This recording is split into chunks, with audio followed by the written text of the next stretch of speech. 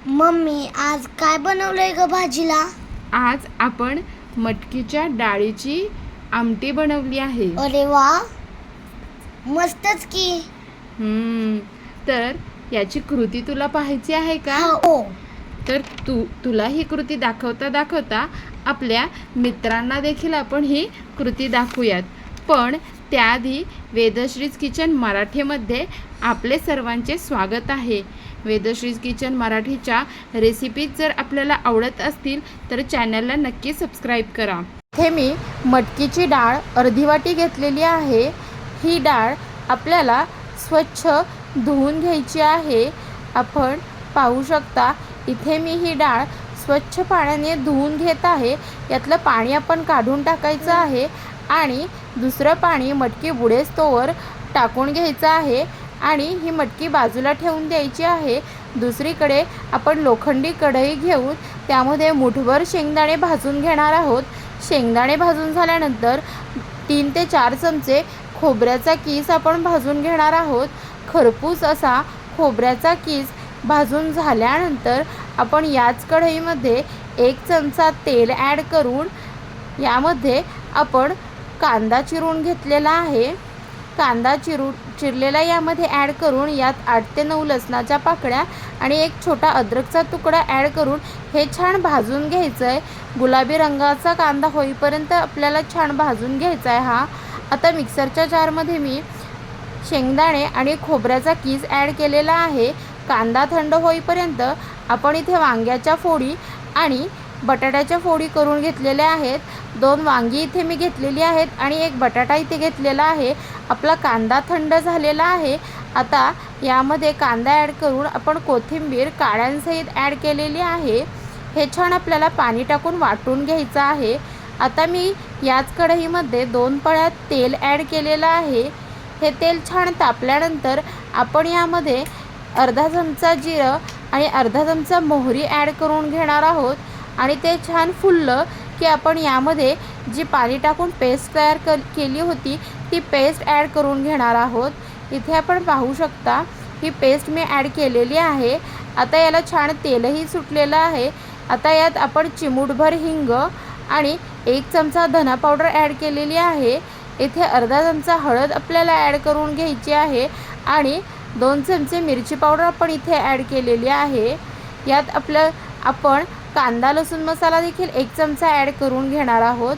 हे छान मसाले आपल्याला आता परतून घ्यायचे आहेत. हे मसाले छान परतल्यानंतर आपण इथे 2 वांग्याच्या ज्या फोडी केल्या होत्या त्या ॲड केलेल्या आहेत. अगदी ताजी वांगी आहेत, ही घरची वांगी आहेत आपली. ही आपल्या मसाल्यांना छान असं तेल देखील सुटलेलं आहे. हे पाहू शकता आपण इथे. आता यामध्ये आपण वांग्याच्या फोडी ॲड केलेल्या आहेत. आता हे पुन्हा आपल्याला सर्व परतून घ्यायचं आहे.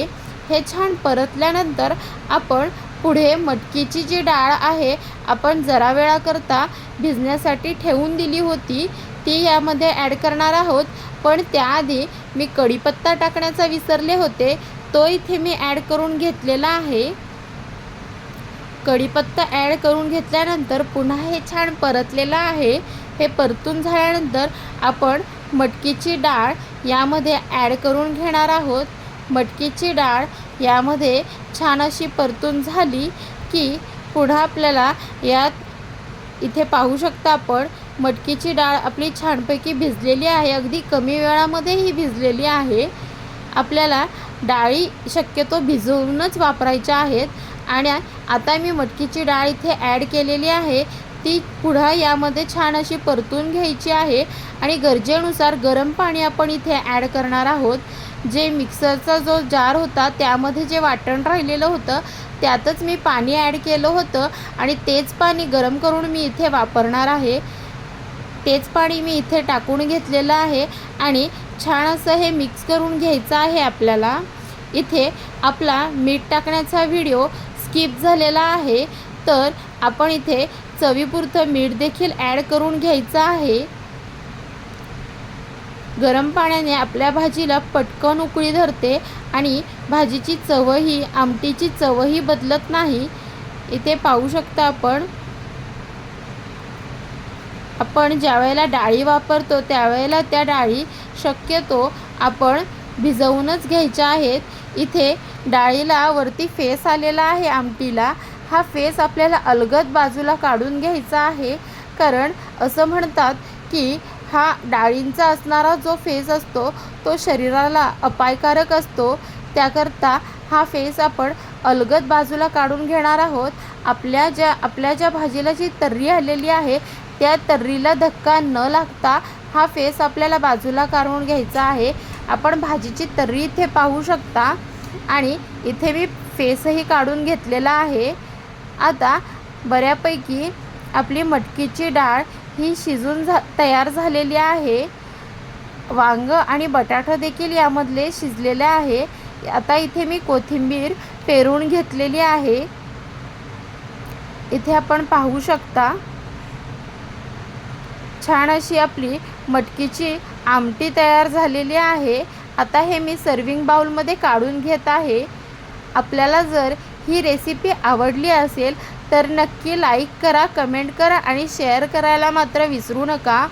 जर वेदश्रीज किचन मराठीच्या अशाच नवनवीन रेसिपीज आपल्याला पाहायच्या असतील तर चॅनलला सबस्क्राईब करायला विसरू नका आणि शेजारील बेल आयकॉन दाबायला देखील विसरू नका। धन्यवाद।